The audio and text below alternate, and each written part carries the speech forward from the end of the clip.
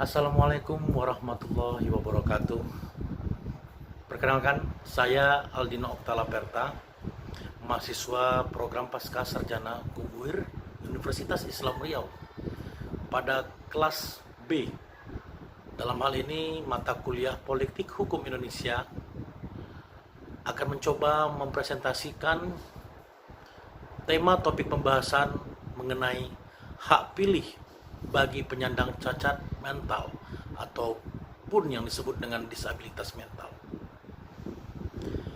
Pada tahun 2018 yang lalu sempat terjadi pembahasan yang amat menarik, yang mana pada saat itu Komisi Pemilihan Umum Indonesia mengeluarkan surat edaran yang mana memerintahkan kepada seluruh KPU, pemerintahan provinsi, KPU, pemerintahan kabupaten ataupun kota untuk dapat mendata para penyandang gangguan jiwa ataupun disabilitas mental yang mana mereka akan didaftarkan sebagai daftar pemilih tetap pada pemilihan umum 2019. Ini menyebabkan perdebatan di mana-mana, yang mana ada pihak yang menyatakan bahwa orang yang mengalami gangguan disabilitas mental ataupun disebut gangguan jiwa tidak memiliki hak untuk melaksanakan pemilihan umum atau mengikuti pemilihan umum. Namun ada pihak juga yang setuju menyatakan bahwa orang yang mengalami gangguan disabilitas mental bisa mendapatkan haknya sebagai pemilih dalam proses pemilihan umum 2019 nanti. Salah satu contoh, anggota koalisi Perhimpunan Gangguan Jiwa Sehat Indonesia menyatakan ada 5 hal yang menyebabkan ataupun yang paling mendasar dan menyatakan bahwa penyandang disabilitas bisa memiliki hak pilih. Yang pertama, secara filosofis, penyandang cacat mental ataupun gangguan disabilitas pada dasarnya memiliki hak asasi yang setara sejak ia dilahirkan. Sehingga orang yang mengalami gangguan cacat mental dianggap memiliki hak yang sama dengan orang normal. Yang kedua, secara yuridis, penyandang cacat mental ataupun gangguan disabilitas mental juga mendapatkan perlindungan yang sama dari Undang-Undang Dasar 1945, tepatnya yang terkandung dalam pasal 28 ayat 1D, bahwa semua warga negara Indonesia mendapatkan perlindungan dan perlakuan hukum yang sama oleh negara, sehingga tidak ada hal yang menghambat bagi para penyandang disabilitas untuk mendapatkan hak pilihnya. Yang ketiga, penyandang cacat hukum atau penyandang cacat mental pada dasarnya tidak ada persyaratan khusus bagi seorang yang mendapatkan hak pilih. Dari secara medis ia mengalami gangguan cacat mental ataupun dari cara berpikir. Maksudnya dalam segi persyaratan yang memiliki hak pilih tidak ada dicantumkan di sana bahwa seseorang itu tidak mengalami gangguan mental ataupun cara berpikir. Nah, ini merupakan hal yang menarik bagi penyandang cacat mental, berarti dia juga memiliki hak pilih. Yang keempat, secara sosiologis, para penyandang cacat mental ataupun disabilitas mental ini sudah membentuk perhimpunan kelompok yang inklusif, yang mana mereka sudah menjadi kesatuan yang sangat besar dan sangat mendapatkan perhatian oleh negara maupun internasional. Dan yang terakhir, yang kelima, dalam perkembangan hak asasi manusia internasional, bahwa dunia sudah menekankan dan lebih memperhatikan kepada hak-hak para penyandang disabilitas mental ini.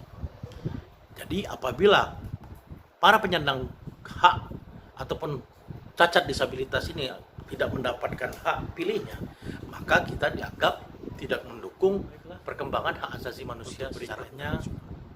tetap masih dengan pembahasan mengenai hak pilih bagi para penyandang cacat mental ataupun gangguan disabilitas mental. Intinya, negara memang harus mengakui pengakuan dari negara terhadap pemberian hak-hak para penyandang disabilitas mental ini. Karena ini merupakan bagian dari hak asasi manusia yang amat sangat mendasar, di mana negara Indonesia menjunjung tinggi akan hak asasi manusia warga negaranya. Karena ini merupakan hak yang kodrati, hak hidup bagi para penyandang cacat ataupun disabilitas mental ini khususnya. Sehingga makanya dibuatlah suatu undang-undang khusus penyandang disabilitas mental.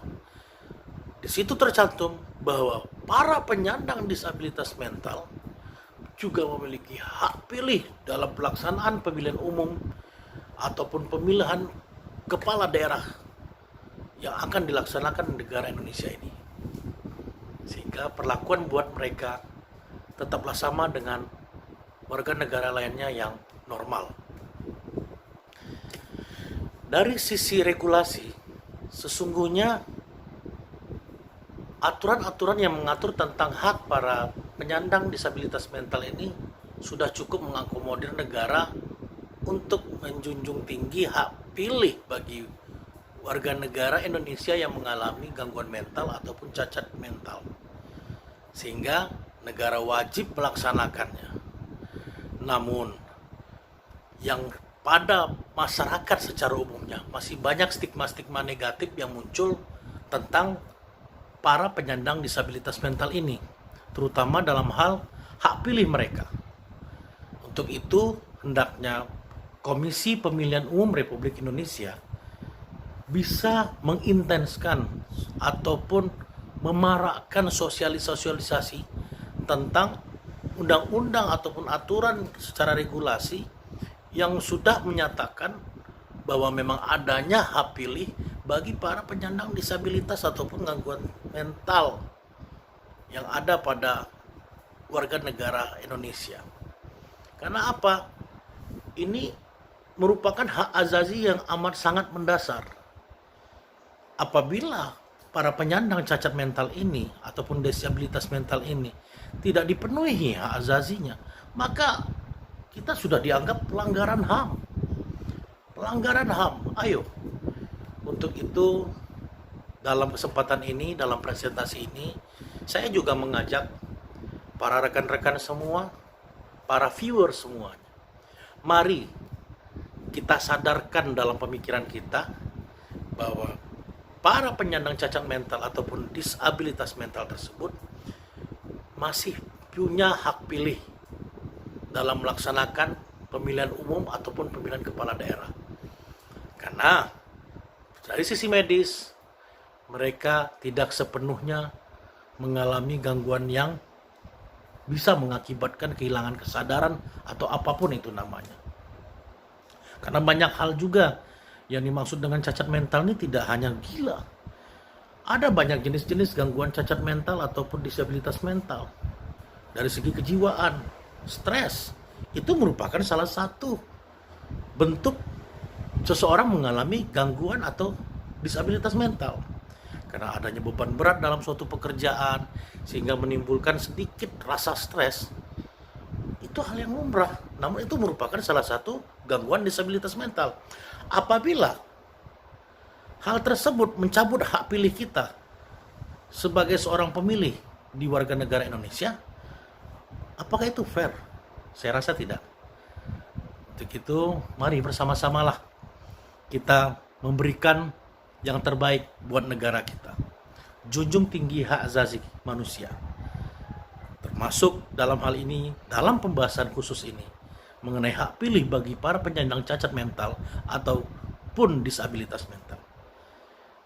Jadi intinya, hak pilih bagi penyandang cacat mental dan gangguan disabilitas mental ini merupakan hak yang dianggap sah oleh negara dan sangat dilindungi oleh negara. Mari sama-sama kita tingkatkan pola pikir positif kita Dan mari kita junjung tinggi perlindungan hak asasi manusia yang merupakan juga dari tugas bagi negara Indonesia ini khususnya. Demikian saya rasa presentasi dari saya pada hari ini. Semoga ini bermanfaat bagi kita semua dan dapat memberikan pengalaman-pengalaman baru bagi kita semua. Terima kasih. Apabila ada pun perkataan dan pemikiran yang salah dalam presentasi ini, kami mohon maaf. Saya akhiri dengan wabillahi taufiq wal hidayah. Wassalamualaikum warahmatullahi wabarakatuh.